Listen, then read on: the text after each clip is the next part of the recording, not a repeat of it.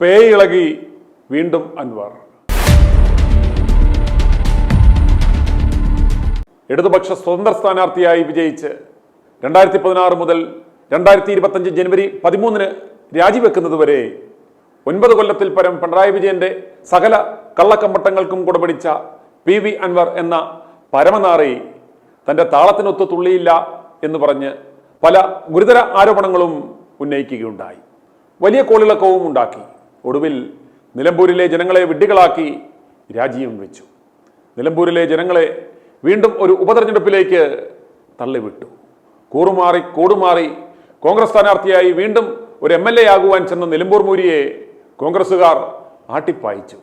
ഇപ്പോൾ ഗത്യന്തരമില്ലാതെ സ്വന്തം സ്ഥാനാർത്ഥിയായി രാഷ്ട്രീയ ആത്മാഹൂതിക്കിറങ്ങിയിരിക്കുകയാണ്.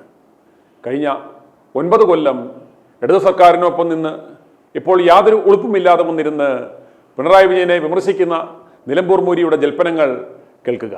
ഈ പേ പിടിച്ചവൻ ഇന്ന് എന്ത് പറഞ്ഞാലും ജനങ്ങളത് മുഖവിലക്കെടുക്കില്ല എന്നതുകൊണ്ട് ഇവന്റെ ആരോപണങ്ങൾ കൊണ്ട് പിണറായിക്ക് മൈലേജ് കൂടുന്ന സ്ഥിതിയാണെന്നുള്ളത്. നിലമ്പൂർ മൂരിയുടെ ആ വെളിവുകേട് പറച്ചിൽ കാണുക. ഇന്ന് ഈ പത്രസമ്മേളനം വിളിച്ചത് കഴിഞ്ഞ കുറെ ദിവസങ്ങളായി ഇടതുപക്ഷ പ്രവർത്തകരുടെയും നേതാക്കളുടെയും ഭാഗത്തു നിന്ന് ഞാനൊരു വഞ്ചകനാണ് എന്ന ഒരു നരേഷൻ സൃഷ്ടിക്കാൻ വേണ്ടിയിട്ടുള്ള വലിയ ശ്രമം ഇടതുപക്ഷ വിഭാഗത്തിൽ നിന്ന് നമ്മളെല്ലാവരും കണ്ടുകൊണ്ടിരിക്കുകയാണ്. കേരളം കണ്ട ഏറ്റവും വഞ്ചകനും ഒറ്റുകാരനുമായ കേരളത്തിന്റെ മുഖ്യമന്ത്രി അവസാനം ആ വഞ്ചകൻ എന്ന ആ നരേഷൻ സൃഷ്ടിക്കാൻ വേണ്ടിയിട്ട് നിലമ്പൂരിലെ സ്ഥാനാർത്ഥിയുടെ പ്രചരണത്തിൽ ആ വഞ്ചകനെ അടിവരയിടുകയാണ്. സത്യത്തിൽ അദ്ദേഹം വഞ്ചന നടത്തിയത് കേരളത്തിൽ ആദ്യമായിട്ട് കമ്മ്യൂണിസ്റ്റ് പ്രസ്ഥാനത്തോടും കമ്മ്യൂണിസ്റ്റ് പ്രസ്ഥാനത്തെയും തൊഴിലാളികളെയും സ്നേഹിക്കുന്ന VS അച്യുതാനന്ദനെയും വഞ്ചിച്ചുകൊണ്ടാണ്. ആ വഞ്ചനയുടെ ഫലമാണ് സത്യത്തിൽ ഇന്ന് അദ്ദേഹത്തിന്റെ മുഖ്യമന്ത്രി പദം പോലും. തീർത്തും വഞ്ചകനായ മുഖ്യമന്ത്രിക്ക് എന്നെ എങ്ങനെ വഞ്ചകൻ എന്ന് വിളിക്കാൻ പറ്റും? അദ്ദേഹം നടത്തിയ ചില വഞ്ചനകൾ, അടുത്ത കാലത്ത് നടത്തിയ ചില വഞ്ചനകൾ കേരളത്തിലെയും പ്രിയപ്പെട്ട ജനങ്ങളുടെയും പ്രിയപ്പെട്ട സഖാക്കളുടെയും മുന്നിൽ അവരുടെ മനസാക്ഷിക്ക് വിട്ടുകൊടുക്കാനാണ് ഇങ്ങനെ ഒരു പത്രസമ്മേളനം എനിക്ക് വിളിക്കേണ്ടി വന്നത്. അദ്ദേഹം അടുത്ത കാലത്ത് നടത്തിയ ഏറ്റവും വലിയ വഞ്ചന എന്ന് പറയുന്നത്, ഒരുപാട് വഞ്ചനകൾ, അതില് കേരളത്തിലെ ജനം ഇപ്പോൾ ഓർത്തുകൊണ്ടിരിക്കുന്നതും ഇപ്പൊ ചർച്ചാ വിഷയമായിട്ടുള്ള വഞ്ചന, ഇന്ത്യൻ എക്സ്പ്രസ് എന്ന് പറയുന്ന പത്രത്തിന് അദ്ദേഹം ഡൽഹിയിൽ വെച്ച് കൊടുത്ത ഇന്റർവ്യൂ ആണ്. ഹിന്ദു പത്രത്തിന് നൽകിയ ഇന്റർവ്യൂ ആണ്. ഏകദേശം ഞാൻ ഈ വിഷയങ്ങൾ ഉന്നയിച്ച് ഇത് കേരളത്തിൽ കത്തിക്കാളി നിൽക്കുകയും അജിത് കുമാറും മുഖ്യമന്ത്രിയും RSSുമായി ബന്ധമുണ്ടെന്ന് ഞാൻ കേരളത്തിലെ ജനങ്ങളോട് ആവർത്തിക്കുന്ന ആ ഘട്ടത്തിലാണ് അദ്ദേഹം കേരളത്തിലെ മുഴുവൻ മതേതര വിശ്വാസികളെയും പൊതുസമൂഹത്തെയും ഞെട്ടിപ്പിച്ചുകൊണ്ട് അത്തരത്തിലുള്ള ഒരു പ്രസ്താവന ഹിന്ദു പത്രത്തിന് നൽകുന്നത്. അതിൽ അദ്ദേഹം പറഞ്ഞു വെക്കാൻ ശ്രമിക്കുന്നത് മലപ്പുറം ജില്ലയിലെ ഏറ്റവും കൂടുതൽ കള്ളക്കടത്ത് നടക്കുകയും 150 കോടിയുടെ കുഴൽപ്പണവും അതുപോലെ തന്നെ 150 കിലോ സ്വർണവും മലപ്പുറത്ത് എയർപോർട്ടിലൂടെ ഒഴുകുന്നു, ആ പണം ദേശവിരുദ്ധ പ്രവർത്തനത്തിന് ഉപയോഗിക്കുന്നു എന്ന നമ്മൾ ആരും ചിന്തിക്കാത്ത സ്റ്റേറ്റ്മെന്റാണ്. അങ്ങനെ ഈ സമൂഹത്തെ മുഴുവൻ, ഈ ജില്ലയെ മുഴുവൻ വഞ്ചിച്ചവനാണ് ഈ പറയുന്ന മുഖ്യമന്ത്രി. ആ വിഷയം ഏറ്റെടുക്കുന്നത് ഹിന്ദു പത്രത്തിന് അദ്ദേഹം കൊടുത്ത ആ ഇന്റർവ്യൂ ഏറ്റെടുക്കുന്നത് PV അൻവറാണ്. ഇന്നലെ UDFന്റെ യോഗത്തിൽ ബഹുമാനപ്പെട്ട KC ആ വിഷയം ഉന്നയിക്കുന്നത് ഞാൻ കണ്ടു. ഹിന്ദു പത്രം ആ ഇറങ്ങിയ ദിവസം കോഴിക്കോട് മുതലക്കുളം മൈതാനിയിൽ മാമി തിരോധന കേസുമായി ബന്ധപ്പെട്ട് വിളിച്ചു ചേർത്ത ആയിരങ്ങൾ പങ്കെടുത്ത പൊതുസമ്മേളനത്തിൽ അന്ന് രാവിലെയാണ് ഈ പത്രം ഇറങ്ങുന്നത്. ആരും കാണാതെ ഒളിച്ച് കടത്താൻ ശ്രമിച്ച കേരളത്തിലിറങ്ങിയ ഹിന്ദു പത്രങ്ങൾ മുഴുവൻ CPM-ന്റെ പ്രവർത്തകര് നേരം പുലരുന്നതിന് മുമ്പ് പർച്ചേസ് ചെയ്ത ദിവസമായിരുന്നത്. ഒരാളും ഈ വാർത്ത അറിഞ്ഞിട്ടില്ല. അന്ന് ആ പത്രം ഉയർത്തിപ്പിടിച്ചുകൊണ്ട് കേരളത്തിന്റെ പൊതുസമൂഹത്തിന് മുമ്പിൽ ഒരു ജില്ലയാകെ, ഒരു സമൂഹത്തെയാകെ ഇതാ മുഖ്യമന്ത്രി വഞ്ചിച്ചുകൊണ്ട് ഇങ്ങനെ ഒരു പ്രസ്താവന കൊടുത്തിരിക്കുന്നു. എന്തായിരുന്നു അദ്ദേഹത്തിന്റെ ഉദ്ദേശം? അദ്ദേഹത്തിന് എന്താ കേരളത്തിലെ മലയാള പത്രക്കാരോട് പറയാതെ പോയത്? ഡൽഹിയിൽ പോയി ഹിന്ദുവിന് പറയുമ്പം ഇന്ത്യ ഒട്ടാകെ ആ വാർത്ത വരും. അപ്പൊ മലപ്പുറം ജില്ല എന്തുകൊണ്ട് ഇങ്ങനെ? എന്താ കാരണം? അവിടെ ഭൂരിപക്ഷ മുസ്ലിം സമുദായമാണ്. ആ സമുദായമാണ് ഈ കള്ളക്കടത്തിന്റെ എല്ലാം പിന്നിൽ. അവരാണ് ദേശവിരുദ്ധ പ്രവർത്തനത്തിന്റെ പിന്നിൽ. BJPക്ക് ഒരു ആയുധം ഉണ്ടാക്കി കൊടുക്കുക എന്ന കരാറിന്റെ ബാക്കി പത്രമായിരുന്നു യഥാർത്ഥത്തിൽ ഡൽഹിയിൽ പോയിട്ട് ഈ പത്രസമ്മേളനം നടത്തിയത്. കേരളം ആകെ അവർ നെറ്റ്വർക്ക് സെറ്റ് ചെയ്തു. ഹിന്ദു പത്രം ഒരു ബസ് സ്റ്റാൻഡിലും ഒരു സ്ഥലത്തും ഒന്നാകെ വാങ്ങിക്കളയണം. അങ്ങനെ വാർത്ത മുക്കിക്കളഞ്ഞിരുന്നു. നിങ്ങൾ ആരും അത് അറിഞ്ഞില്ല. പക്ഷേ അന്ന് വൈകുന്നേരം നടത്തിയ പൊതുസമ്മേളനത്തിൽ, കോഴിക്കോട് വെച്ച് നടത്തിയ പൊതുസമ്മേളനത്തിൽ സംസ്ഥാനത്തെ ഏറ്റവും വലിയ ക്രിമിനൽ സംഘത്തിന്റെ കേന്ദ്രം ആരോടാ പറയുന്നത്? ഹിന്ദു ന്യൂസ് പേപ്പറിനോട്. എന്താ മാതൃഭൂമി മനോരമയും കേരളത്തിലെ മറ്റു പത്രങ്ങളോട് പറയാത്തത്? ഈ വാർത്ത എങ്ങോട്ടാ പോകുന്നത്? നേരെ ഡൽഹിയിലേക്ക്. ഇതിൽ പറയുന്ന കണക്കുകൾ, മലപ്പുറം ജില്ലയിൽ നിന്ന് 150ഓളം സ്വർണ്ണ കേസുകൾ പിടിച്ചു. എങ്ങനെയാ മലപ്പുറം ജില്ലയിൽ നിന്ന് പിടിച്ചത്? ഈ എയർപോർട്ട് നിൽക്കുന്നത് എവിടെയാ? അടിച്ചേൽപ്പിക്കുക ഒരു സമുദായത്തെ. പക്ഷെ ഈ പോക്കുണ്ടല്ലോ, വളരെ അപകടകരമായ പോക്കാ. അപ്പോ എന്തായാലും UDF നേതൃത്വം ആ വിഷയം ഏറ്റെടുത്തതിൽ എനിക്ക് വളരെ സന്തോഷമുണ്ട്. ജനങ്ങൾ ഇത് മനസ്സിലാക്കാൻ കഴിയുന്ന വോട്ടർമാരും ജനങ്ങളുമാണ് നിലമ്പൂരിലുള്ളത്. ഇദ്ദേഹത്തിന്റെ വഞ്ചന 2021 തെരഞ്ഞെടുപ്പിൽ ആദ്യമായി, കേരളത്തിന്റെ ചരിത്രത്തിൽ ആദ്യമായിട്ട് ഒരു ഗവൺമെന്റ് രണ്ടാം വട്ടവും അധികാരത്തിൽ വരിക. എങ്ങനെയാണ് അധികാരത്തിൽ വന്നത്? ഇവിടുത്തെ ന്യൂനപക്ഷ സമുദായങ്ങൾ മുഴുവൻ RSSന്റെയും BJPയുടെയും ഭയത്തിൽ അവർക്ക് പിന്തുണ നൽകി. നിങ്ങളെ ഞങ്ങൾ സംരക്ഷിക്കുമെന്ന് പറഞ്ഞു. ആ സംരക്ഷണ ബോധ്യത്തിലാണ് അന്ന് വീണ്ടും ഈ ഗവൺമെന്റ് അധികാരത്തിൽ വരുന്നത്. ന്യൂനപക്ഷങ്ങളും കേരളത്തിലെ മതേതരവാദികളും ഒന്നും ആലോചിക്കാതെ അന്ന് പിണറായിക്ക് പിന്തുണ നൽകി. അങ്ങനെയാണ് അവർ അധികാരത്തിൽ വന്നത്. അന്ന് നൽകിയിരുന്ന വാക്കുകളൊന്നും പാലിക്കപ്പെട്ടില്ല. CRCയും NRCയുമായി ബന്ധപ്പെട്ടിട്ട് എടുത്ത കേസുകൾ പിൻവലിക്കും എന്ന് പറഞ്ഞിട്ട് ഇപ്പോഴും പിൻവലിച്ചിട്ടില്ല. അതാണ് രണ്ടാമത്തെ വഞ്ചനയുടെ കഥ. പിന്നെ ക്രൈസ്തവ സമുദായത്തിനോട് മുനമ്പം വിഷയം ഞങ്ങൾ പരിഹരിക്കുമെന്ന് പറഞ്ഞു. ആരാ മുനമ്പം വിഷയം ഉണ്ടാക്കിക്കൊണ്ടുവന്നത്? ആ സമുദായത്തെ ആകെ വഞ്ചിച്ചാണ് ഇപ്പോഴും മുഖ്യമന്ത്രി ഇരിക്കുന്നത്. വഞ്ചന നടത്തിയത് ക്രൈസ്തവ സമുദായത്തോടും മുനമ്പത്തെ മനുഷ്യരോടും അല്ലേ? എത്രയോ കാലങ്ങളായി പണം കൊടുത്ത് വാങ്ങിയ ഭൂമിയിൽ വീട് വെച്ച് ജീവിക്കുകയാണ്. ആ ഭൂമി ഇവിടുത്തെ മുസ്ലിം സമുദായത്തിന്റെ എല്ലാ നേതാക്കന്മാരും, മുസ്ലിം ലീഗ് അടക്കം, ആവർത്തിച്ച് ഗവൺമെന്റിനോടും സാമുദായിക നേതാക്കളോടും ഞങ്ങൾ ഈ കാര്യത്തിൽ നിങ്ങളോടൊപ്പമാണ്. ഇല്ലാത്തതൊന്നും ദൈവം സ്വീകരിക്കുകയില്ല. നമ്മൾ കള്ളു കച്ചവടം നടത്തിയും കഞ്ചാവ് വിറ്റും ഈ പറയുന്ന ആളുകളെ പറ്റിച്ചുമുള്ള പണം ദൈവത്തിന്റെ പേരിൽ നൽകിയാൽ ദൈവം സ്വീകരിക്കൂല. നിലമ്പൂരിലെ സ്ഥാനാർത്ഥി അപ്പൊ ആ സമുദായത്തെ വഞ്ചിച്ചവരാണ് ഈ പറയുന്ന മുഖ്യമന്ത്രി. ഈ സർക്കാർ അധികാരത്തിൽ വരുമ്പോൾ 25 ലക്ഷം ചെറുപ്പക്കാർക്ക് തൊഴിൽ കൊടുക്കുന്ന പറഞ്ഞിരുന്നത്. PSC മെമ്പർമാരുടെ അവരുടെ ശമ്പളവും അവരുടെ പെൻഷനും ഇരട്ടിയിലധികം വർദ്ധിപ്പിച്ചു. ഒരാൾക്ക് തൊഴിലില്ല. നിയമന നിരോധനം. ലക്ഷക്കണക്കിന് ചെറുപ്പക്കാരും ചെറുപ്പക്കാരികളും 2001 ഈ ഗവൺമെന്റിന് വേണ്ടിയിട്ട് രാപ്പകൽ അധ്വാനിച്ച് അധികാരത്തിലെത്തിച്ച ആ സമൂഹത്തെ, ആ ഉദ്യോഗാർത്ഥികളെ മുഴുവൻ എന്ന് കേരളത്തിലെ ജനങ്ങൾക്ക് ഉറപ്പ് നൽകിയ മുഖ്യമന്ത്രി. 100 കണക്കിന് ആളുകളാണ് കർഷകര് ഇവിടെ ജപ്തിയിൽ മരിച്ചു വീഴുന്നത്, ആത്മഹത്യ ചെയ്യുന്നത്.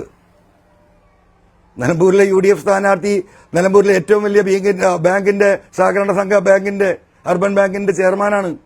അദ്ദേഹത്തിന് വലിയ കാറും സൗകര്യങ്ങളും വലിയ സൗകര്യങ്ങളോ അതിന്റെ അകത്തും ഒക്കെ ഉണ്ട്. കേരളത്തിൽ ഏറ്റവും കൂടുതൽ ജപ്തി നടന്നത് നിലമ്പൂരിൽ അറിയോ നിങ്ങൾക്ക്? എത്ര എണ്ണം?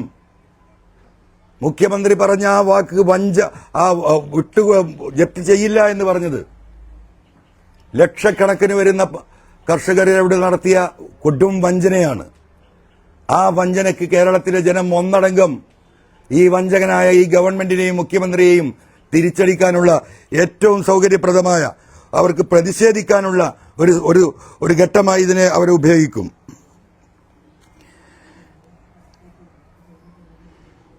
വ്യാപാരികൾ എന്തായിരുന്നു വ്യാപാരികൾക്ക് നൽകിയ വാക്ക്? നമുക്കറിയാം, കേരളത്തിൽ ഒരു പ്രൊഡക്ഷനും ഇല്ല. അന്യ സംസ്ഥാനങ്ങളിൽ നിന്നാണ് അരി തൊട്ട് ഗോതമ്പ് തൊട്ട് ഉപ്പ് തൊട്ട് കർപ്പൂരം വരെ കേരളത്തിലേക്ക് വരുന്നത്. മുഴുവനും വരുന്നത് മറ്റ് സംസ്ഥാനങ്ങളിൽ നിന്നാണ്. അപ്പൊ ഏറ്റവും കൂടുതൽ കസ്റ്റമേഴ്സ് ഉള്ള പ്രൊഡക്ടിവിറ്റി ഇല്ലാത്ത ഒരു സ്റ്റേറ്റിലേക്ക് ഏറ്റവും കൂടുതൽ ഓൺലൈൻ ബിസിനസ് നടക്കുകയാണ്. കച്ചവടക്കാർ മുഴുവൻ കടക്കണിയിലേക്ക് പോയി. വ്യാപാരികൾ, ചെറുകിടക്കാരും ഇടത്തരക്കാരുമൊക്കെ ഓൺലൈൻ കച്ചവടം കേരളത്തിൽ നിയന്ത്രിക്കാൻ വേണ്ട നിയമ ഭേദഗതി നടത്തുമെന്ന് കേരളത്തിലെ ലക്ഷോപലക്ഷം വരുന്ന ഈ കച്ചവട വ്യാപാരി സമൂഹത്തോട് വാക്ക് നൽകി.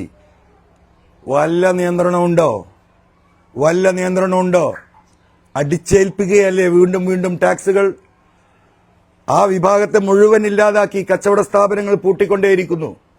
അങ്ങാടികളിലൂടെ നിങ്ങൾ വാഹനത്തിൽ യാത്ര ചെയ്യുമ്പോൾ അടച്ചുപൂട്ടിയ ഷട്ടറുകൾ ആയിരക്കണക്കിനാണ് കേരളത്തിൽ. വാടക കൊടുക്കാൻ കഴിയാതെ ഉള്ള വീട് പണയം വെച്ച് വാടക കൊടുത്ത് ജീവിച്ചവൻ വീടും പോയി, കച്ചവടവും പോയി.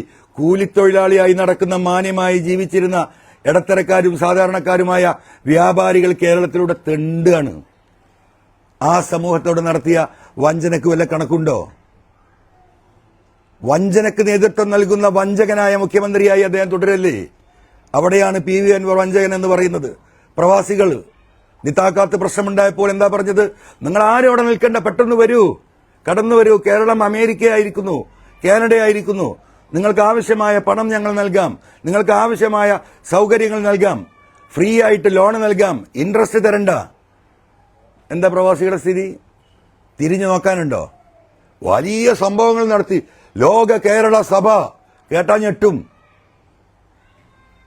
ലോകത്തിൽ ഒരുപാട് മുതലാളിമാരെ വിരിച്ച് കോടിക്കണക്കിന് രൂപ ചെലവാക്കി ഒരു സമ്മേളനം നടത്തി. എന്താ ഔട്ട്പുട്ട്? എന്താണ് ഔട്ട്പുട്ട്? 100 രൂപയുടെ ഇൻവെസ്റ്റ്മെന്റ് കൊണ്ടുവരാൻ സാധിച്ചോ? ഈ കേരളത്തെ കേരളമാക്കിയത് ഈ പാവപ്പെട്ട പ്രവാസികളാണ്. അവരുടെ കഠിനാധ്വാനമാണ് ഈ കേരളത്തിൽ നമ്മൾ ഇന്ന് കണ്ടുകൊണ്ടിരിക്കുന്ന സകലമാന വികസനവും. ആ പ്രവാസികളോട് ഇത്രമാത്രം കൊടുവഞ്ചന നടത്തിയ ഈ മുഖ്യമന്ത്രി വഞ്ചകൻ എന്നല്ലാതെ അദ്ദേഹത്തെ വേറെന്താ വിളിക്കുക? ഈ ADGP അജിത് കുമാറിന്റെ പ്രഭാഷണങ്ങൾ എന്താണ്? 2 മതസമുദായങ്ങളെ തമ്മിൽ അടുപ്പിക്കണം, പ്രത്യേകിച്ചും മുസ്ലിങ്ങളെയും ക്രിസ്ത്യാനികളെയും. എന്തിനു വേണ്ടിയാ? ഭയങ്കര ക്രൈസ്തവ സ്നേഹം അദ്ദേഹം പ്രകടിപ്പിക്കും, മുസ്ലിം വിരുദ്ധത അദ്ദേഹം പ്രഭാഷണം നടത്തും. അപ്പൊ എന്താ? മുസ്ലിങ്ങളും കാണും, ക്രിസ്ത്യാനികളും കാണും, വ്യൂവർഷിപ്പ് കൂടും. 3-4 കോടി രൂപയാണ് ഒരു വർഷത്തിൽ അദ്ദേഹത്തിന്റെ ടാക്സ് കൊടുത്തിട്ടുള്ള വരുമാനം. അദ്ദേഹത്തിന്റെ പരിപാടി പണമുണ്ടാക്കുന്ന കച്ചവട. ഇവിടെ ജ്യേഷ്ഠനനിയന്മാരെ പോലെ ജീവിക്കുന്ന നാടാണ് കേരളം. ക്രിസ്ത്യാനികളും മുസ്ലിങ്ങളും, പ്രത്യേകിച്ച് മലബാറിൽ ഒരു വ്യത്യാസവുമില്ല. ഒരു പാല് ഞങ്ങൾ കിടന്നുറങ്ങും. സ്വന്തം ജ്യേഷ്ഠനനിയന്മാരെ പോലെ. എനിക്ക് ആ ക്രൈസ്തവ സമുദായത്തെ കൃത്യമായിട്ട് അറിയുന്നതാണ്. ഞാൻ 6ാം ക്ലാസ് തൊട്ട് ഞാൻ പലപ്പോഴും പറഞ്ഞ ക്രിസ്ത്യൻ കോളേജ് ഹൈസ്കൂളിലാണ് ഞാൻ പഠിച്ചത്. കോഴിക്കോട് ക്രൈസ്റ്റ് ഹാളിൽ നിന്നാണ് എന്റെ വിദ്യാഭ്യാസം ആരംഭിക്കുന്നത്. ഈ മലയോര മേഖലയിൽ മുഴുവൻ ക്രൈസ്തവരാണ്. വല്ല വർഗീയ ചിന്തയുണ്ടോ?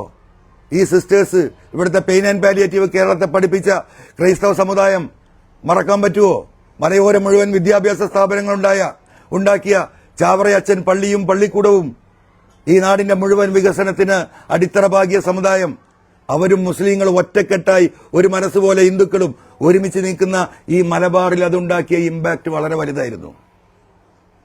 വർഗീയതയുണ്ടാക്കുക, മനുഷ്യന് വിഭജനം. ഞാനൊരു മതേതരവാദി എന്ന നിലക്ക് തന്നെയാണ് ഞാൻ അതിനെതിരെ യുദ്ധം പ്രഖ്യാപിച്ച് അത്തരത്തിലുള്ള യൂട്യൂബർമാർക്ക് മാത്രം എതിരെ ഞാൻ മുന്നോട്ട് നീങ്ങിയത്. എന്തായി? നിരവധിയായ കേസുകൾ കൊടുത്തു. അവസാനം കേരളത്തിലെ പോലീസിന്റെ വയർലെസ് മെസ്സേജ് ചോർത്തിയ വീഡിയോ വന്നു. അതിന്റെ പേരിൽ കേസ് വന്നു. സാജൻ സക്കറിയ മുങ്ങി. കേരളമാകെ അന്വേഷിച്ചു, ഇന്ത്യയാകെ അന്വേഷിച്ചു. അജിത് കുമാറാണ് നേതൃത്വം നൽകുന്നത്. ഞാനും അജിത് കുമാറും തമ്മിൽ സംസാരിച്ചു. ബഹുമാനപ്പെട്ട മുഖ്യമന്ത്രി ആ വിഷയത്തിൽ ഇടപെട്ടു. അന്ന് സത്യസന്ധമായിട്ടാണ് മുഖ്യമന്ത്രി ഇടപെട്ടത് എന്നായിരുന്നു ഞാൻ മനസ്സിലാക്കിയിരുന്നത്. അങ്ങനെ ഈ വ്യക്തി പൂനെയിൽ ഒരു സ്ഥലത്ത് ഒളിച്ചിരിക്കുന്നുണ്ടെന്നുള്ള വിവരം കിട്ടുന്നു. ഈ അജിത് കുമാറിന് വിവരം കൊടുക്കുന്നു. എനിക്കും അജിത് കുമാറിനും മാത്രം അറിയുന്ന സ്വകാര്യ വിവരം. പോലീസ് അവിടെ എത്തിയപ്പോഴേക്കും സാജൻ സ്കർഗിയ അവിടുന്ന് മുങ്ങിക്കളഞ്ഞു.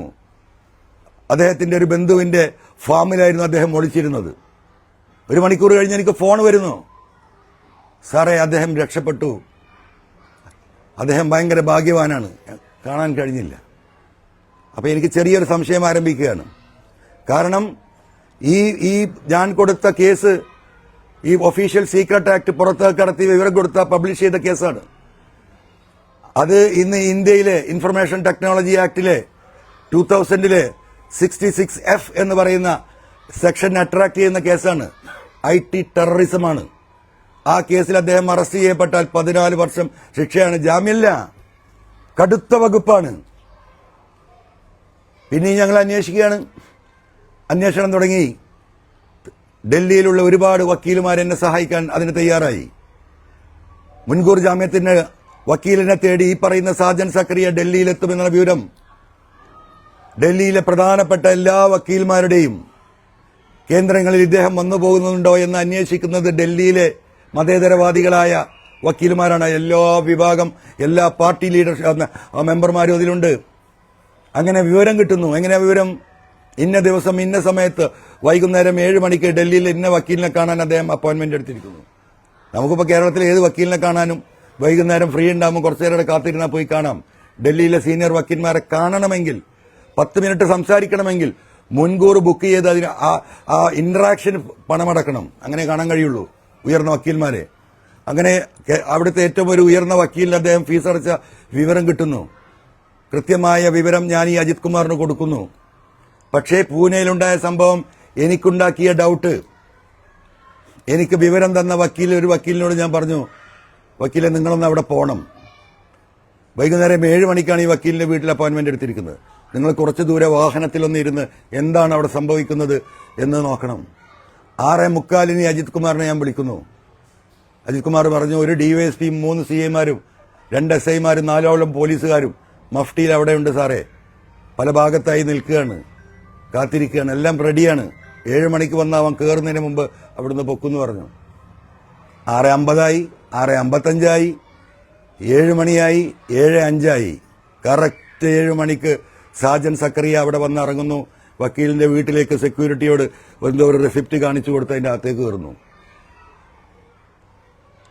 അദ്ദേഹം വരുന്നുണ്ടോ നോക്കുന്ന വക്കീൽ ഈ കാറിലിരിക്കുക. ഒരു വലിയ ചീനിമരമുള്ള, നിങ്ങൾക്കറിയാം, ഏഷ്യാഡ് ഗ്രാമം ഡൽഹിയിൽ പരിചയമുള്ളവർക്കറിയാം. ഏഷ്യാഡിന് വേണ്ടി പണ്ട് കെട്ടിയിട്ട് ഒരുപാട് കെട്ടിടങ്ങൾ സർക്കാർ പിന്നീട് വിറ്റ് വക്കീലുമാരും ഉദ്യോഗസ്ഥന്മാരും താമസിക്കുന്ന വലിയ കോളനിയാണ്. വലിയ വലിയ മരങ്ങളുണ്ടായിട്ടുണ്ട്, വലിയ റോഡ്. ആ മരത്തിന്റെ, ഒരു ചീനി മരത്തിന്റെ സൈഡിൽ വണ്ടി നിർത്തി എന്നെ വിവരം തന്ന വക്കീൽ അവിടെ ഇരിക്കുക. കറക്റ്റ് 7 മണിക്ക് സാജൻ സക്കറിയ കയറി പോകുന്നു. 7:05 ഞാൻ വീണ്ടും അദ്ദേഹത്തെ വിളിക്കുന്നു.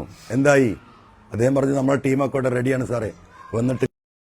7:35 ഞാൻ വീണ്ടും വിളിച്ചു. സാറേ, നമുക്കൊരു 8 മണി വരെ നോക്കാം അദ്ദേഹം വരുന്നുണ്ടോ. അങ്ങനെ 8 മണിക്ക് വീണ്ടും ഈ പറയുന്ന അജിത് കുമാർ എന്നെ വിളിക്കുക. സാറേ, അദ്ദേഹം ഭയങ്കര ഭാഗ്യവാനാണ് കേട്ടോ, അദ്ദേഹം വന്നിട്ടില്ല. പച്ച നുണ പറയുന്നു. അപ്പോ എനിക്ക് പിന്നൊന്നും ആലോചിക്കാനില്ലല്ലോ. ഞാൻ രാത്രിക്ക് രാത്രി ഇവിടുന്ന് വണ്ടിയെടുത്ത് തിരുവനന്തപുരത്ത് പോയി. പിറ്റേ ദിവസം ബഹുമാനപ്പെട്ട മുഖ്യമന്ത്രിയെ കണ്ടു. ഈ കാര്യങ്ങൾ മുഴുവൻ വിശദീകരിച്ചു. ഞാൻ അന്ന് മുഖ്യമന്ത്രിയോട് പറഞ്ഞു, മുഖ്യമന്ത്രി, നിങ്ങൾ ശ്രദ്ധിക്കണം, ഈ P ശശിയും അജിത് കുമാറും നിങ്ങളെ ചതിക്കും. ഈ വീടിന്റെ അകത്ത് കിണറുണ്ടോ എന്ന് നിങ്ങൾക്കറിയില്ല, ആ കിണറിൽ നിങ്ങൾ അവർ തള്ളുമെന്ന് ഞാൻ അന്ന് പറഞ്ഞതാ. അന്ന് തുടങ്ങിയ പോരാട്ടമാണ് ഈ പറയുന്ന അജിത് കുമാറിനെതിരെ ഞാൻ. പക്ഷേ അന്നൊക്കെ ഞാൻ എന്റെ പിതാവിനെ പോലെ വിശ്വസിച്ചാണ് അദ്ദേഹത്തിന്റെ കൂടെ നിന്നത്. അദ്ദേഹം ഈ വഞ്ചകന്റെ കൂടെയാണ് ഈ പറയുന്ന ഇവിടെ വർഗീയവാദമുണ്ടാക്കുന്ന ഇത്തരത്തിലുള്ള അജിത് കുമാറിന്റെയും P ശശിയുടെയും ഈ നെക്സസിന്റെ ഭാഗമാണ് എന്ന് എത്ര കാലത്തിന് ശേഷമാണ്, പിന്നീടുള്ള എന്റെ 6 മാസത്തെ പോരാട്ടം നിങ്ങൾ കണ്ടതാണ്, തിരിച്ചറിയുന്നത്. എവിടെ നിന്നാണ് അത് ആരംഭിക്കുന്നത്? ഈ മുഹമ്മദ് റിയാസ് ആ വീട്ടിലേക്ക് കയറി വന്ന അന്ന് തൊട്ടാണ്. ഈ എവിടെയാണ് ഇവരെ എന്താ പറയാ ഈ പി ശശി ഈ കുഴിയിൽ കൊണ്ടുപോയി ചാടിക്കുന്നത്? മുഖ്യമന്ത്രി കള്ളക്കടത്തിന്റെ ഭാഗമാണ് എന്ന് അന്നും ഇന്നും ഞാൻ വിശ്വസിക്കുന്നില്ല. പക്ഷേ മുഖ്യമന്ത്രിയുടെ മകളെ ഇതിന് ദുരുപയോഗം ചെയ്തു. ആര്? പി ശശി. ഇത് കേന്ദ്ര ഏജൻസികൾ കണ്ടെത്തുന്നു. കച്ചവടം പൊടിപൊടിപ്പിക്കാനുള്ള സാഹചര്യം ഒരുക്കുന്നത് ഈ പറയുന്ന മുഹമ്മദ് റിയാസ് വീട്ടിലേക്ക് കയറിയ നോട്ടാണ്. ഈ കമ്മ്യൂണിസ്റ്റ് പാർട്ടിക്ക് ഈ ഒരു ഗതിയിലേക്ക് എത്തിയത്, ആ കുടുംബം ഈ ഒരു അവസ്ഥയിലേക്ക് ഒരു കുടുംബനാഥനായിട്ട് കേരളത്തിന്റെ മുഖ്യമന്ത്രിക്ക് മാറേണ്ടി വന്നത്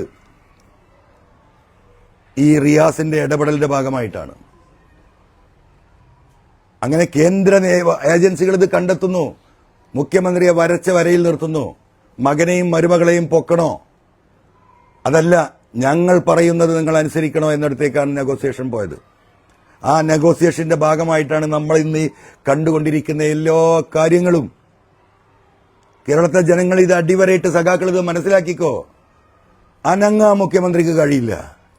അവിടെ തിരിഞ്ഞാൽ ആ കേസ്, ഇവിടെ തിരിഞ്ഞാൽ SFIO, അവിടെ തിരിഞ്ഞാൽ സ്വർണ്ണക്കള്ളക്കടത്ത്, ബാക്കിലേക്ക് തിരിഞ്ഞാൽ മറ്റു പലതും ഞാൻ ഇതുവരെ പറയാത്തത്. ഞാൻ അതിലേക്ക് ഇപ്പൊ കിടക്കുന്നില്ല. കയ്യും കാലും ചങ്ങലക്കിട്ട മുഖ്യമന്ത്രിയാണ്. അറിയോ നിങ്ങൾ? കേന്ദ്ര ഏജൻസികൾ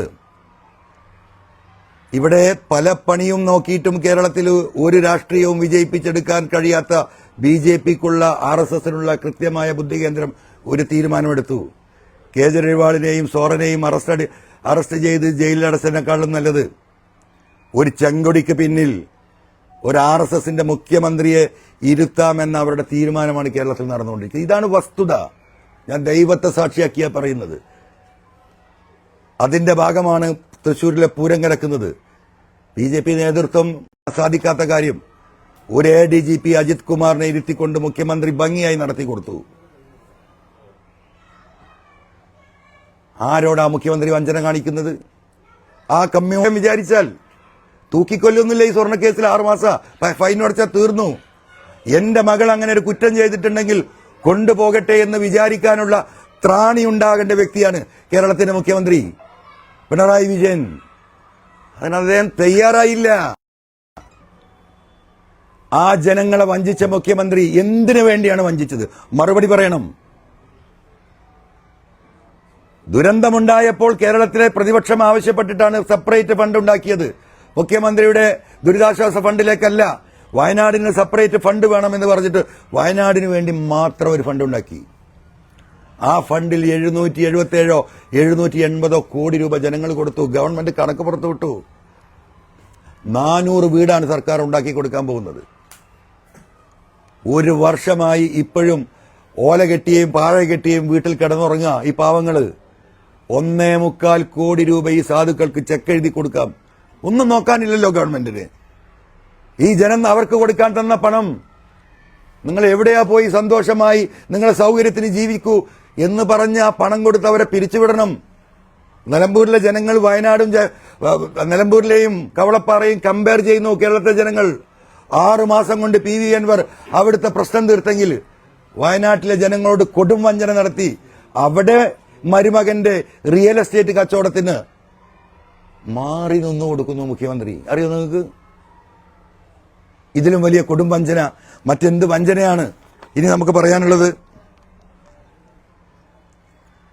ഇപ്പോ ഇന്ന് രാവിലെ ഞാൻ ഇങ്ങോട്ട് വരാൻ നിൽക്കുമ്പോൾ എന്നെ വിളിച്ചിരുന്നു. വിളിച്ചതെന്താ?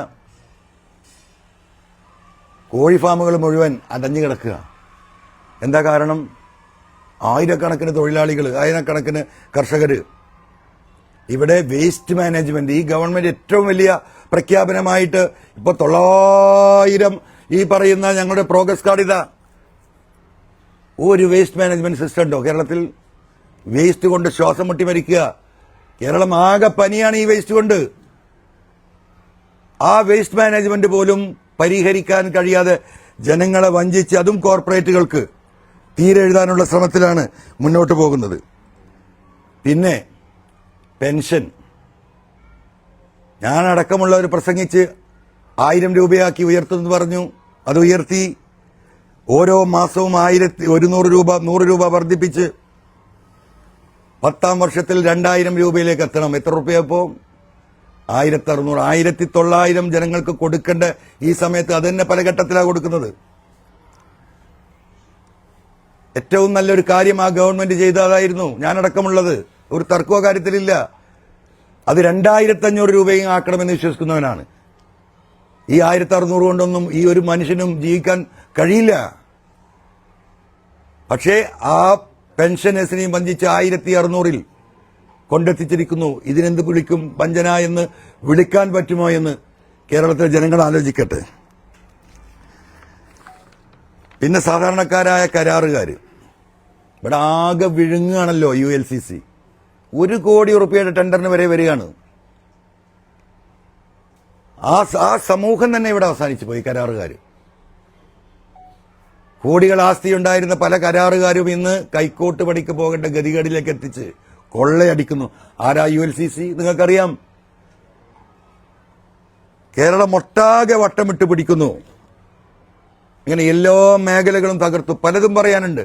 ഇങ്ങനെ വഞ്ചനകൾ മാത്രം നടത്തി പിണറായി മുന്നോട്ട് പോകുകയാണ്. ആദ്യം വഞ്ചിച്ച VS ആ വഞ്ചനയുടെ കാലിലാണ് ഇന്ന് ആ സിംഹാസനത്തിൽ ഇരിക്കുന്നത്. അങ്ങനെ കൊടും വഞ്ചന നടത്തിയ ബഹുമാനപ്പെട്ട മുഖ്യമന്ത്രിക്ക് PV അൻവറിനെ കുറിച്ച് ഒരു വാക്ക് പറയാൻ അവകാശമില്ല. ഈ നാട്ടിലെ മലയോര കർഷകർക്ക് വേണ്ടിയിട്ടും തൊഴിലാളികൾക്ക് വേണ്ടിയിട്ടുമാണ് ഞാൻ അതിനെ ഇറങ്ങിത്തിരിച്ചത്. ആ മലയോര കർഷകരെയും തൊഴിലാളികളെയും കുടിയേറ്റക്കാരെയും 5 പൈസ ഈ അനിമൽ അറ്റാക്കിൽ നിന്ന് കേരളത്തിലെ ജനങ്ങളെ സംരക്ഷിക്കാൻ കേരളത്തിൽ ഉപയോഗപ്പെടുത്താത്ത മുഖ്യമന്ത്രിയാണ്. കൊടും വഞ്ചനയാണ്. ഏകദേശം 1000 കിലോമീറ്റർ വരും ഈ ഫോറസ്റ്റിന്. കൃത്യമായ ഫെൻസിംഗ് നടത്തിയാൽ ഈ ഒരു പറയുന്ന കടുവയും ആനയും ഒന്നിനും കടന്നു വരാൻ കഴിയില്ല. അതിന് കാശ് കൊടുക്കണം.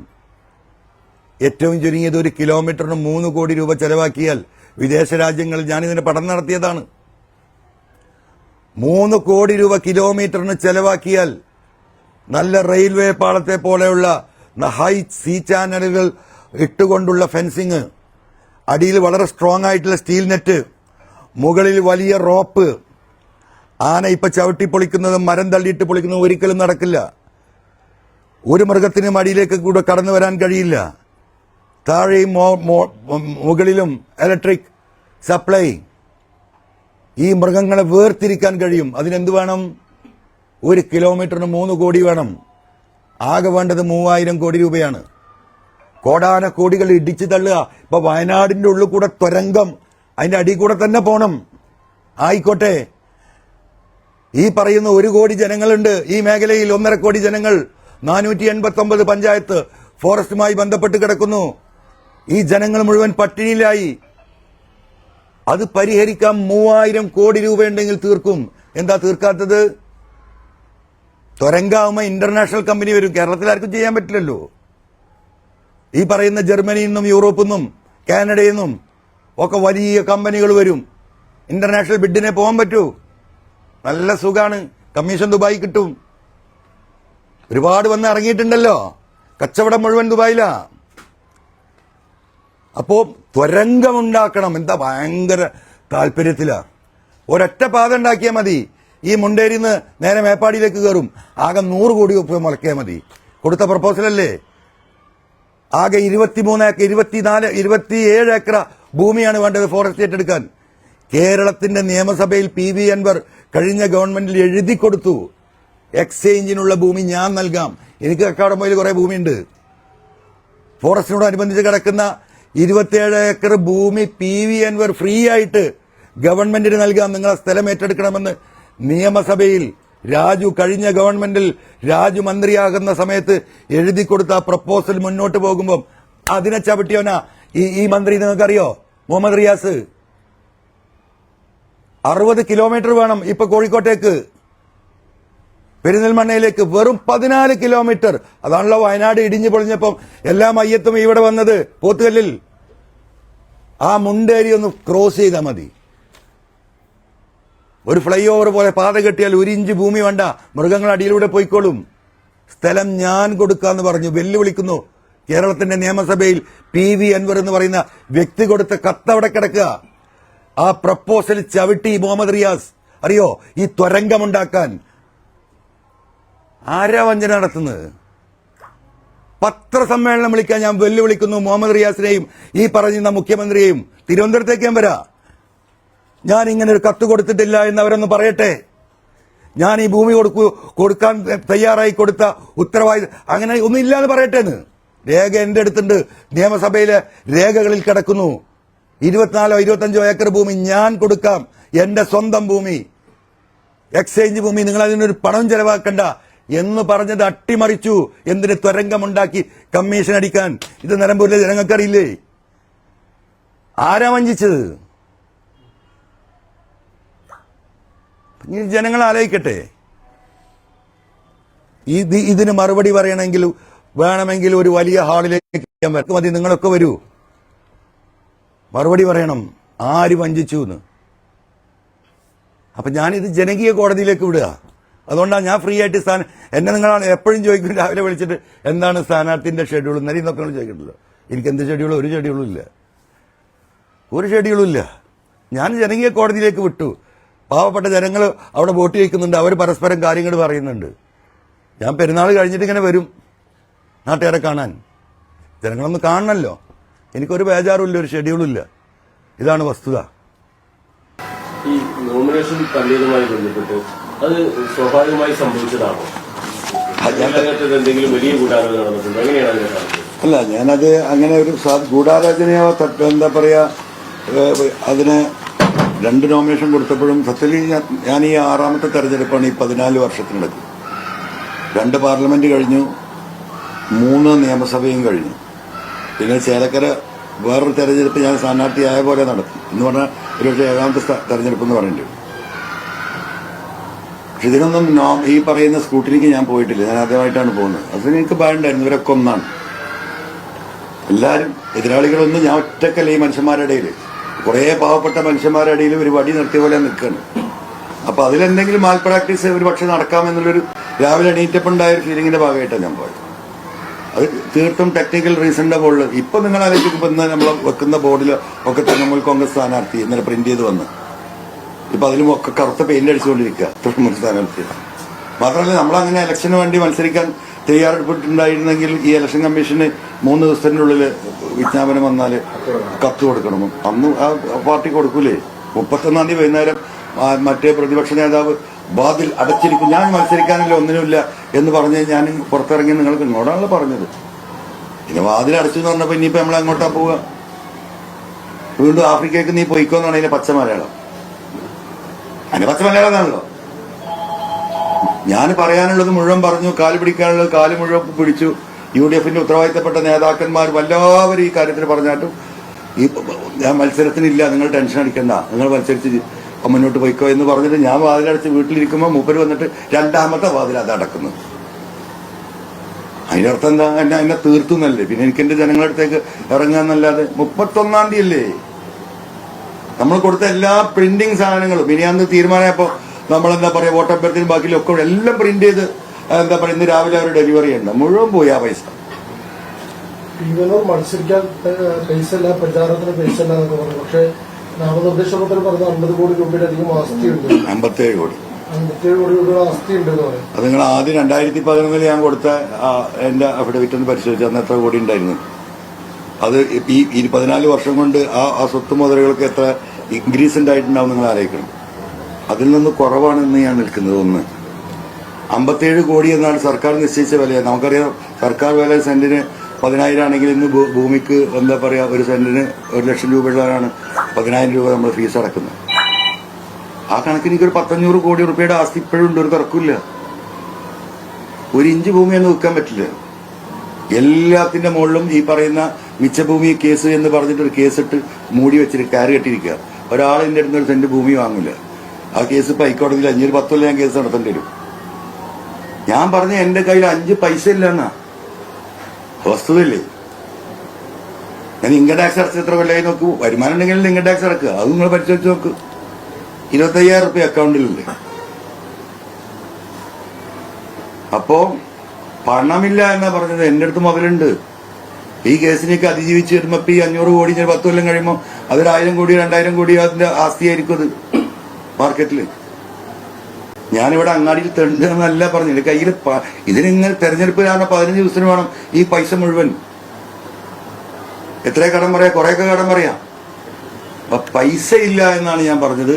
അത് നിങ്ങൾക്ക് അത് പരിശോധിച്ചാൽ നിങ്ങൾക്ക് കൃത്യമായി മനസ്സിലാവും. താങ്കളുടെ സഹോദരൻ പി വി അജ്മൽ ഈ സ്വരാജിനും LDFനും പിന്തുണ പ്രഖ്യാപിച്ചുകൊണ്ട് താങ്കൾ അന്ന് തിരുത്താൻ തയ്യാറായില്ല എന്നൊക്കെ ഒരു പ്രതികരണം നടത്തിയിട്ടുണ്ട്. അതെ, സാധാരണ അതാരും എൻ്റെ അടുത്ത് പറഞ്ഞു, ഞാനെ കണ്ടില്ല. അതിലിപ്പോൾ എന്താ ഞാൻ പറയാം. എൻ്റെ ഉമ്മ 14 പ്രസവിച്ചിട്ടുണ്ട്. എനിക്ക് കുറേ ജ്യേഷ്ഠന്മാരും ബന്ധുക്കളുമായിട്ട് ജ്യേഷ്ഠന്മാർ കണ്ടമാനുള്ള വലിയ ഫാമിലിയാണ് നമ്മൾ. ഒരു ഉമ്മ പ്രസവിച്ച മക്കൾക്ക് തന്നെ പല രീതിയിലുള്ള മക്കളുണ്ടാവുമല്ലോ. ബുദ്ധിയുള്ളവരുണ്ടാവും, ബുദ്ധിയില്ലാത്തവരുണ്ടാവും, വികലാംഗരുണ്ടാവും. പടച്ച സഹായിച്ചിട്ട് നമുക്ക് അങ്ങനെയൊന്നുമില്ല. സ്വാർത്ഥ താല്പര്യം എല്ലാവർക്കും ഉണ്ടാകാം. അദ്ദേഹത്തിന് നേതാവാരാ? അത് ഏത് പാർട്ടിയാണ്? ആത്മീയ അറിയില്ലേ? NCP സംസ്ഥാന ജനറൽ സെക്രട്ടറിയാ. അദ്ദേഹത്തിന്റെ നേതാവാരാ? കേരളത്തിലെ മലയോര മനുഷ്യരെ അങ്ങേയറ്റം വെറുക്കപ്പെട്ട കേരളത്തിലെ വനമന്ത്രിയാ AK ശശീന്ദ്രൻ. വയനാട്ടിൽ ഒരു സഹോദരിയെ പുലി പിടിച്ച് നമ്മളെല്ലാം കൂടെ കരയുമ്പോൾ കോഴിക്കോട് കടപ്പുറത്ത് പോയിട്ട് ഫാഷൻ ഷോയിൽ പാട്ട് പാടി ആടുന്ന മന്ത്രിയാ മൂപ്പര നേതാവ്. അപ്പൊ പിന്നെ മൂപ്പര എന്തായിരിക്കുന്നില്ല ആലോചിച്ചാൽ അതൊക്കെ ഓരോരുത്തരുടെ മാനസികാവസ്ഥയും താല്പര്യമാണ്. അദ്ദേഹത്തിന് പല സ്വാർത്ഥ താല്പര്യങ്ങളുണ്ടാവും. അദ്ദേഹം അങ്ങനെ സംസാരിച്ചിരുന്നു, അദ്ദേഹത്തെ സ്വാധീനിക്കാൻ ശ്രമിച്ചിരുന്നു. അദ്ദേഹം സ്വാധീനിച്ച് എന്റെ കുടുംബത്തിലെ പലരും വന്നിട്ട് എന്നോട് സംസാരിച്ചിരുന്നു, മുഖ്യമന്ത്രിക്കെതിരെ പോരാടുമ്പോൾ നിങ്ങൾ എന്ത് ചെയ്യുന്ന, ആരെ കണ്ടിട്ടാണ്? അപ്പുറത്തോ ശത്രുക്കള്, ചെയ്യരുത്, പറയരുത്. ഞാൻ അവിടെ നിന്ന് ഒരാളെയും നോക്കിയിട്ടില്ല. എനിക്കെന്റെ കണ്ണുകൊണ്ട് കണ്ട പോലെ ബോധ്യപ്പെട്ട വിഷയങ്ങൾ, ഈ ഒരു സമൂഹത്തെ ഇവർ വഞ്ചിച്ച് മുന്നോട്ട് പോകുന്നു, ഞാൻ ഒന്നും നോക്കിയിട്ടില്ല. എന്റെ ജീവൻ അപകടത്തിലാണ്, എന്റെ സ്വത്തും മുതൽ എങ്ങനെയാണ്, അവർക്കൊക്കെ അത് പേടിയുണ്ടാവും. ആ താല്പര്യത്തിന്റെ സ്വാർത്ഥ താല്പര്യത്തിന്റെ പേരിൽ അദ്ദേഹം എന്നോട് പറഞ്ഞിട്ടുണ്ട്, ശരിയാണ്. അതൊന്നും PV അൻവറിനെ ബാധിക്കുന്ന പ്രശ്നങ്ങളല്ല. ഞാൻ എന്റെ വാപ്പാന്റെ മോനാ. TV ഷോക്കത്തിൽ ട്രോളിനോളിൽ ട്രോളാം. അദ്ദേഹം എടുത്തൊരു ഗാന്ധിയൻ നിലപാടുണ്ടായിരുന്നു, അദ്ദേഹത്തിന് ഒരു കാഴ്ചപ്പാടുണ്ടായിരുന്നു. ആ വാപ്പാന്റെ മോനാണ്, ആ ആശയത്തിന്റെ പിന്നിലാണെങ്കിൽ അത് പറയില്ല. എന്നോട് നീ പോടാ മുന്നോട്ട് എന്ന് പറഞ്ഞ ഏട്ടന്മാരുണ്ട്. അത്രേ ഉള്ളൂ. അദ്ദേഹത്തെ സതുദ്ദേശത്തിൽ ചെയ്ത എനിക്കെന്തെങ്കിലും സംഭവിക്കുന്ന നിലക്കാണ് അദ്ദേഹം അത് പറഞ്ഞത്. ഞാനത് കീഴ്പ്പെട്ട് കൊടുത്തിട്ടില്ല. അത്രേ ഉള്ളൂ. അത് പെരുന്നാൾ ശേഷം.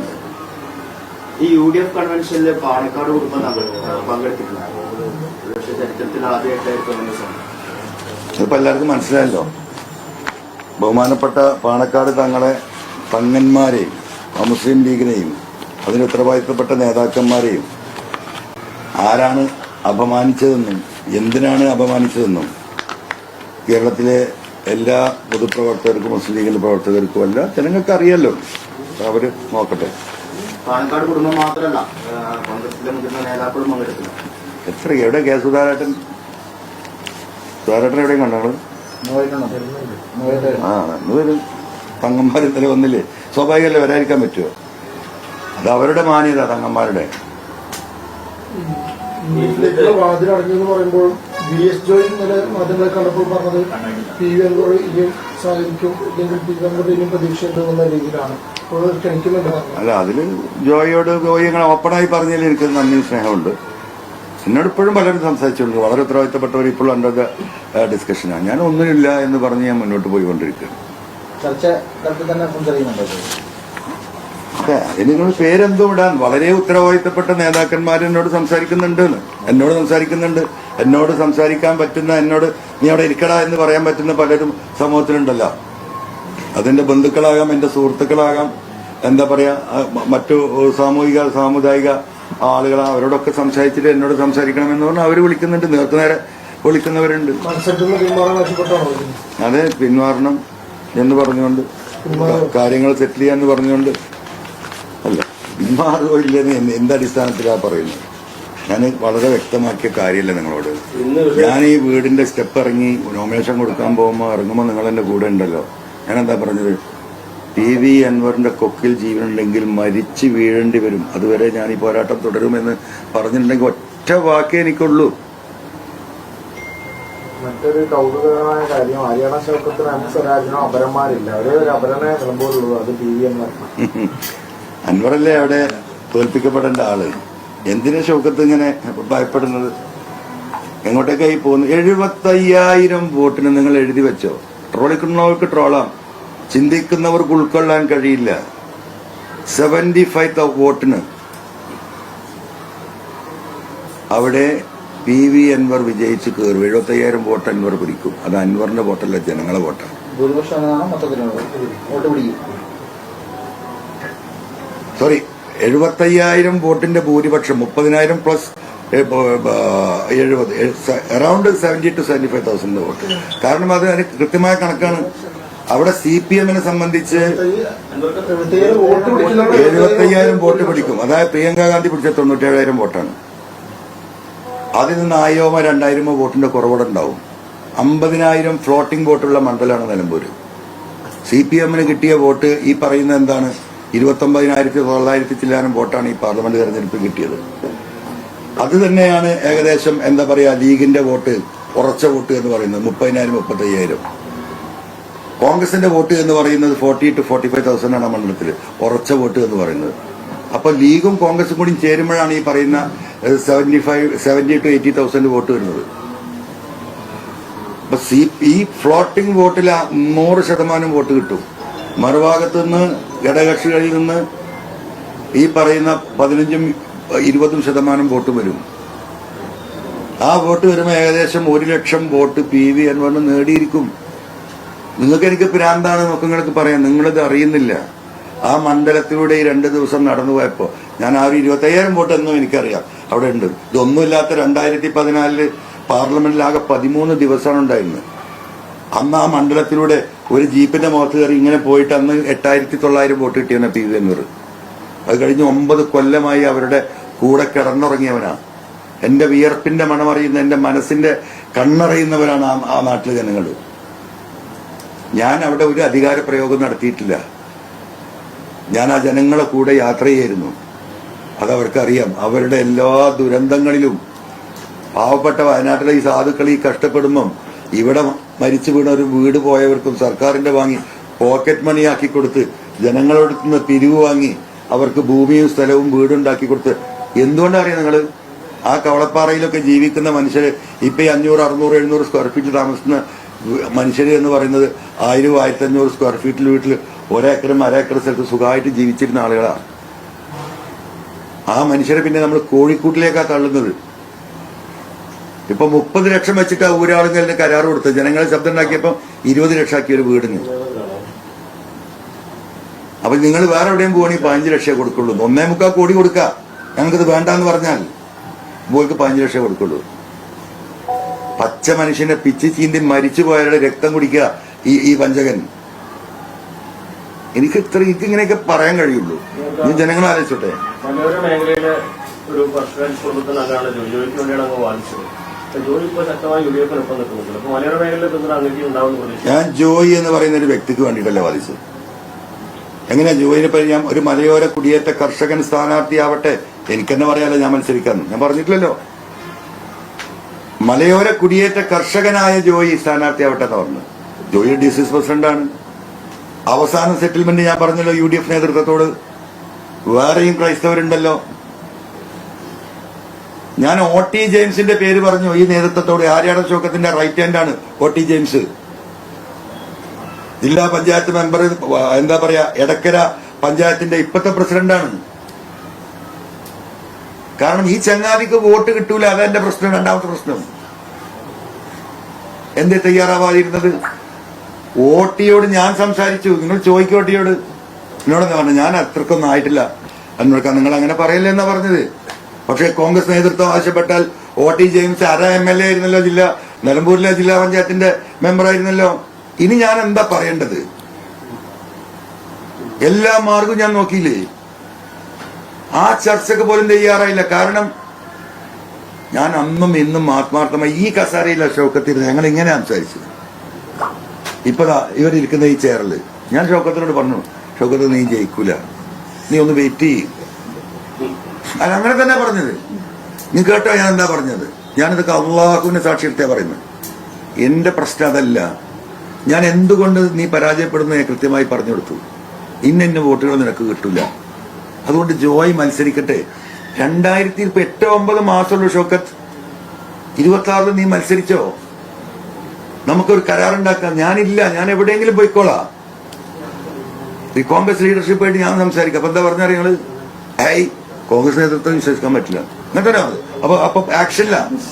അപ്പൊ ഞാൻ പറഞ്ഞു വേണ്ട, ഇവിടെ പാണക്കാട് തങ്ങളെയും UDF-ന്റെ സകല നേതാക്കളെയും വിളിച്ചോ, മറ്റുള്ള നേതാക്കളെയും വിളിച്ചോ, ഞാനും ജോയിയും നീയും ഈ പറയുന്ന ഉത്തരവാദിത്തപ്പെട്ട നേതാക്കളും ഇരുന്നിട്ട് ഒരു കരാർ എഴുതാം. നീ 26-ൽ മത്സരിക്ക്. നീ ഇവിടെ തോറ്റാൽ കേരളത്തിലെ 140 മണ്ഡലങ്ങളെയും ബാധിക്കും. ഷൗക്കത്തെ, ഞാൻ എന്തിനാ രാജിവെച്ചത്? ഷൗക്കത്തെ, എന്നോട് ഞാൻ വാപ്പുട്ടിന്ന് വിളിക്കുന്നുണ്ട്. ഞാൻ രാജിവെച്ചത് 3ാം ഗവൺമെന്റ് പിണറായി അല്ല, ഈ കേരളം അവർക്കെതിരാണ് എന്നുള്ള ഒരു വോട്ട് കേരളത്തിലെ ജനങ്ങളെ ബോധ്യപ്പെടുത്തണം. അപ്പോഴേ ജനങ്ങൾക്ക് ബോധ്യപ്പെടുള്ളൂ. ഒന്ന് സഹായിക്കുകയാണ്. ഈ തെരഞ്ഞെടുപ്പേ പോയി, പിന്നെ ഈ തെരഞ്ഞെടുപ്പ് ജയിപ്പിക്കാൻ എല്ലാവരും കൂടെ വരും. ഈ ചാൻസ് നഷ്ടപ്പെടുത്താൻ പറ്റില്ല. അപ്പം പറഞ്ഞു, നിനക്ക് നിന്റെ വഴി, ഞാൻ നോക്കട്ടെ എന്ന് പറഞ്ഞു. ഇതാണ് വസ്തുത. കോൺഗ്രസ് നേതൃത്വത്തെ വിശ്വസിക്കാൻ പറ്റില്ല എന്ന് അദ്ദേഹം പറഞ്ഞു. അങ്ങനെ തന്നെ പറഞ്ഞു. അത് വിശ്വസിക്കാൻ പറ്റില്ല, കോൺഗ്രസ് നേതൃത്വം വിശ്വസിക്കാൻ പറ്റില്ല. അപ്പോഴേ ഞാൻ പറഞ്ഞ് UDF നേതൃത്വവും ഈ പറയുന്ന UDF-ന്റെ ഉത്തരവാദിത്തപ്പെട്ടവരെയും പാണക്കാട് തങ്ങളും ഈ പറയുന്ന ഇനിയിപ്പോൾ നിനക്ക് വേണമെങ്കിൽ വേറെ നിനക്ക് വിശ്വാസമില്ല സാമുദായിക നേതാക്കളുണ്ടെങ്കിൽ അവരെയൊക്കെ ഒരു മേശയ്ക്ക് ചുറ്റും ഇരുത്തിയിട്ട് നമുക്ക് ഈ വിഷയം തീർക്കാം. തയ്യാറില്ല. ഇത് പറഞ്ഞിട്ട് ഞാൻ വോട്ടിന്റെ കാര്യം പറഞ്ഞു. ഇനി ജോയിയോട് വ്യക്തിപരമായി നിനക്ക് എന്തെങ്കിലും പ്രശ്നം ഉണ്ടെങ്കിൽ ജോയി പോയിക്കോട്ടെ, മാറി നിൽക്കട്ടെ, വോട്ടിംഗ് ജെയിംസ് മത്സരിക്കട്ടെ. അങ്ങനെ നിനക്കൊരു അഭിമാനക്ഷതം വേണ്ട. ഇനിയിപ്പോ ഇതിലപ്പുറം എന്താ പറയാനെന്ന് ആലോചിക്ക്. അപ്പൊ എന്താ ഉദ്ദേശം?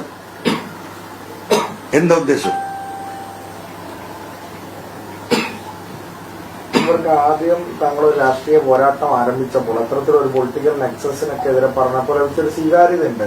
പക്ഷെ വീണ്ടും UDF-നോടൊക്കെ സഹകരിക്കാൻ തയ്യാറായി. വീണ്ടും അതേ പൊളിറ്റിക്കൽ നെക്സസ് പറയുമ്പോൾ അതിന് അത്ര ഒരു സ്വീകാര്യത ലഭിക്കും. ഞാൻ പൊളിറ്റിക്കൽ നെക്സസ് അന്നും പറഞ്ഞിട്ടുണ്ട്, ഇന്നും പറഞ്ഞിട്ടുണ്ട്.